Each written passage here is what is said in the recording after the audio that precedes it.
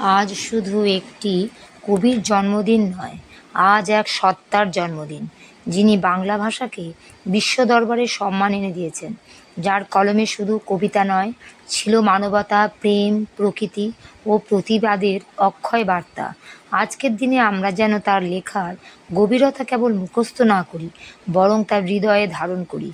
চিত্ত যেথা ভয়শূন্য, উচ্চ যেথা শির।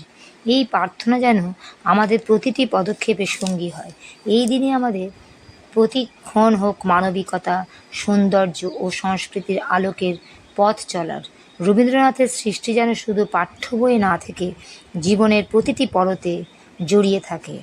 রবির আলোয়, রবির আলো ফুটে ওঠে, বসন্ত যেন বুকে লোটে, আকাশ বলে আজ তার দিন, বুকে জাগে গানের বিন, পাখি গায় তার সুরেতে, গাছ নড়ে সেই ছুঁয়ে যেতে, কলম তার এক অমূল ধারা, ভাষায় সম দেয় উজান পাড়া, ভয়শূন্য সেই চেতনার পথ, জাগায় প্রেম গড়ায় রথ, রবির জন্ম সুধায় স্মরণ, মানবতা হোক আজ পরম বরণ।